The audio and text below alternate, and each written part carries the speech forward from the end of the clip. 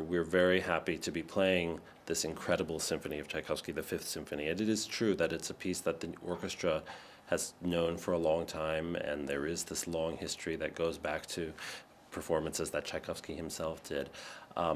What I always try to do, and of course we'll try to do again here, is to find something fresh, something new, not to rely on tradition or habits to come up with our interpretation. And the great thing about a piece like Tchaikovsky Fifth Symphony is that it really plays to the strengths of the orchestra, of course, the incredible string sound and the brilliant solo wind playing and the amazing brass section, of course, but it also never stops giving.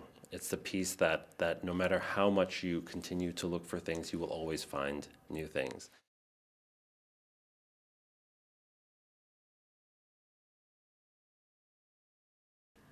Well, that's a very interesting question because the balancing of tradition and using the orchestra's experience with a given piece of music and the need to keep it fresh and to question tradition is always very much an issue. Sometimes I find with the orchestra that it's easier to prepare music that the orchestra does not know because there are no preconceptions and there's no history of, well, we do it this way. But actually with most music, it's just a great joy to feel what the orchestra brings themselves based on their knowledge and memory of past great performances. So the Gershwin we're doing, the Shostakovich, as you mentioned, these are all pieces that of course the orchestra knows extremely well, but once again, it's about finding our way and how we do it today.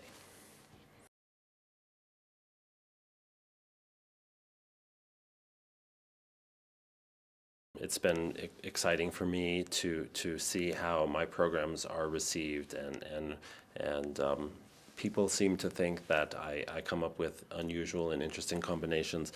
I like to do pieces that are great and that are all exciting, and maybe there's not necessarily a theme that you can name.